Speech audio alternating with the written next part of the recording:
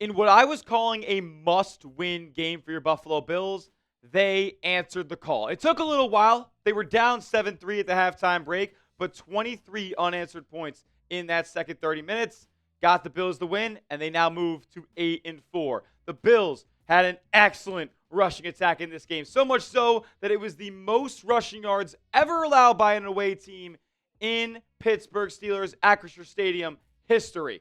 That stadium's been around for 25 years, folks. That is quite the stat. Also, quite the stat, Josh Allen, after being sacked 8 times in Week 12 against the Houston Texans, 0 in this one. And that's especially impressive considering the Bills were missing both of their starting tackles in this game. Shout out to Alec Anderson and Ryan Vandermark for getting the job done. The Bills are now 8-4, and the AFC playoff picture with some rivals are really getting shaky at this point. I mean, I got to ask the question before we talk more about this game. Can the Bills win the AFC? Y for yes and for no. What do you guys have to say? Let me know down in the comment section what you think. Because I think that they kind of can. Like, they have the best quarterback. They don't have the best roster. But in the right situation, this team can play the right brand of football. I mean, they dismantled this Pittsburgh team today. Shouts out to the defense, man. I mean, I was incredibly worried all week long. And yes, you were playing against Aaron Rodgers with a cast on his left wrist, and he just wasn't all the way there. You were getting after him. You're putting him on the ground, and he was banged up. And they ended up putting Mason Rudolph in the game after you strip-sacked Aaron Rodgers and scooped and scored it. So this Steelers offense it wasn't necessarily the greatest unit that the Bills have faced so far this year, but they absolutely took care of business, man. I think they had less than 60 yards total rushing on the ground. I think that might be the lowest output a team has had against Buffalo all season long. So shout out to them for that, and shout out to the Bills' offensive line for keeping them protected and getting a push at the line of scrimmage as well for their run game. I want to talk about a couple of performances and a couple of players here. Let's start with Josh because you didn't ask him to do too much, but he still got in the end zone both through the air and on the ground as well. And you see there, sacked 0 times. Josh Allen actually passed Cam Newton in this game for the most all-time rushing touchdowns by a quarterback in the regular season. Got his 76th of his career. It was awesome. It was a nice push. He actually ended up getting stopped short of the goal line, and then Osiris Torrance and Alec Anderson got in there and got on that extra push to get him over the goal line. So that was awesome to see. It was not necessarily the prettiest game from Josh. He did have that opening drive interception, which wasn't fun, but the Steelers did not get any points out of that drive. The Bills defense did their job and held up when the offense wasn't, and then they kind of got into a groove there in the second half, much because James Cook was just going crazy in this game. Didn't necessarily have like the crazy 40-yard rushing touchdown. He actually didn't even get in the end zone for Buffalo in this game, but he was just uber efficient on the ground. Just felt like 5 yards here, 6 yards there, a 10-yard run there, 11-yard run there. Like, it was just positive pickups time after time after time for James Cook, and that's what we've known him to do. That's how Buffalo got to their first 4 wins of the season. Their identity was running the football. I know you have Josh Allen back there. We all know having 17 is better than having basically any person out there at quarterback. But the way that this Bills team was running the football, that's how they were winning games. That's how they were dictating tempo, and that's how they did that in this game. And it wasn't just James Cook either. Josh had a good day on the ground, but you got Ray Davis incorporated into this game as well. 62 yards on the ground from Ray Davis, who had just 44 yards before this game. I mean, shout out to Joe Brady for calling a solid game in this one, especially with the run game there. Ty Johnson got involved a little bit, didn't do too much on the ground, but he was solid through the air. He had 3 catches for 30 yards, and that was kind of the story of this game as far as passing the football. The Bills receivers in this first half actually only had 2 catches for 18 yards, and there was no tight end receptions either. It was just straight to the running backs. The Bills' passing attack was brutal through the first 30 minutes. But then the second half, things got a little more comfortable. We actually saw Keon Coleman get a couple of catches there, a nice quick slant toward the end of the game to keep the clock moving, but also that touchdown grab in the back of the end zone. Just good to see the confidence get back out there with Coleman. Honestly, his snap count wasn't a crazy number in this one. I didn't expect it to be, considering he's been healthy scratch the last 2 games, but it was awesome to see him get back out there and get in the end zone, and that's only going to boost his confidence and the connection between he and Josh Allen for the rest of the season. Dawson Knox, 2 catches for 128.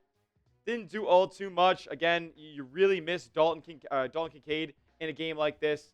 He still continues to deal with that hamstring injury, and it's been a month now that the Bills haven't had his services. If they want to go out there and win the AFC like we asked you about early on in the show, they're going to need 86 back out there on the field. Brandon Cooks, I thought he was going to have a solid first outing as a Buffalo Bill. Had a catch for 13 yards on that opening drive. And then he was radio silent the rest of the way. It is still a problem with the Bills receiving core. Gabe Davis didn't do anything in this game. 1 catch for 5 yards. Jackson Hawes had 1 catch for 10 yards. Khalil Shakir, literally 1 catch for 5 yards. This Bills wide receiving core is still a major issue. Going to need Josh Palmer back. Going to need Dolan Kincaid back to open some more stuff up over the middle of the field, because they cannot win the Super Bowl. They cannot win the AFC if these are the outputs that they're getting from their wide receivers. Look, I think the Bills are trending in the right direction at this point. They got Cincinnati coming to town next week. We'll talk about the couple of things that I didn't like from the Bills here on the back half of today's show. But before we do, I got to tell you guys about an awesome deal as the holiday season is fast approaching. Josh Allen jerseys. I'm wearing one myself right now. You can get them at this link right here, chatsports.com/Josh Allen. With Black Friday here, Cyber Monday here as well. You're going to see discounts. You're going to see free shipping. And you're going to want to get your family member or friend a good Christmas gift before the holiday season gets too close and you're getting anxious and the mail isn't coming in time and all that stuff. So get out ahead of it. Get them right now. chatsports.com/Josh Allen. A bunch of sizes and colors all available. And that link's in the comment section and description of today's video. The defense, man, was awesome. I want to highlight a couple of players on that side of the field as well. Joey Bosa in this one had an excellent strip sack on Aaron Rodgers that led to the scoop and score of Christian Benford. We'll talk about him in just a moment. But Bosa did go down with a hamstring injury in this game, was ruled out in that second half, and that is bad news after this big win for your Buffalo Bills, man. Bosa has been awesome so far this season, especially when healthy. Has been dealing with a wrist injury recently, so that kind of hampered him and his production. Now he's got a hamstring injury. And what we know about hammies in these Bills is he's probably going to end up missing time. Is it going to be 1 week? Is it going to be multiple weeks? I don't know. We'll continue to keep you guys updated on that. That's why you subscribe to the channel. But really, really hurts here considering the injuries that you already have along that defensive line. Ed Oliver, Michael Hoyt, Landon Jackson, they're all on injured reserve. You can't afford to lose Joey Bosa if you want us to continue to have a dominant pass rush. Players who I continue to want to see on the field more and more. He didn't have Terrell Bernard in this game, but Shaq Thompson, man, 9 tackles. He was everywhere. And you know what? So was Dorian Williams, who I thought played a solid game as well. He only said he had 2 tackles out there, but he got a hit registered on Aaron Rodgers. I think these should be the starting linebackers over Matt Milano and Terrell Bernard. Maybe not Bernard just because of what he's paid and the captain status and all that stuff, but the production has been there from Dorian Williams and Shaq Thompson more so than it has been from the Bills' other linebackers out there. Rousseau had a nice tackle for loss, but again didn't do too much. The Bills didn't get too much pressure.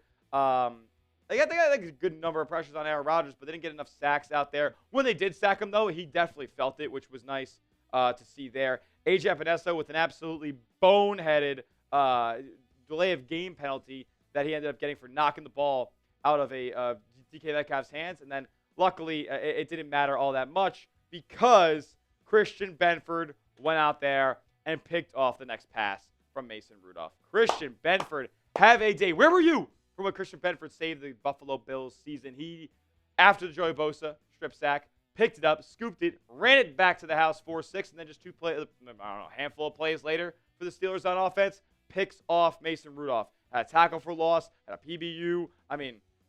This guy was everywhere in this game. Was super happy to see that type of production. Also jumps off the page for me in a couple of plays here. The two PBUs from Trey White. In the beginning of the game, Rodgers threw a nice downfield pass to Calvin Austin, but Trey White was draped all over him, got that pass break up there, and then on a delayed cornerback blitz, Trey White also got a hand on the ball that Rodgers was throwing on a check down as well. So that was awesome to see Trey White getting real active throughout this game. And then honestly, from everybody else, I didn't really have any complaints, man. You limited Aaron Rodgers to a day where he wasn't really all that good. You sacked him once, and then Mason Rudolph, you got an interception off of him. Jaylen Warren, you held in check to 35 yards on 10 rushes. Awesome stuff from the Bills along that defensive line today. Gainwell couldn't get anything going on the ground. DK Metcalf, what did he do? 3 catches for 32 yards. Absolutely nothing going on from this Pittsburgh Steelers offense today. And yeah, you could say that it's not a great unit, but what I'll say is the Bills defense came to play. Love this effort. They're 8-4, and look, it's not too likely. It's going to be very difficult, but the AFC East is still alive for your Buffalo Bills. One more matchup with the Patriots ahead. Got to worry about Cincinnati first, though, next week, and we'll keep you guys updated and ready and prepped for that game. That's why you subscribe to the channel. YouTube.com/Bills News for the latest and greatest on your Bills all season long, as somebody just unsubscribed, of course. We'll see you guys in the next video, and as always, let's go, Buffalo.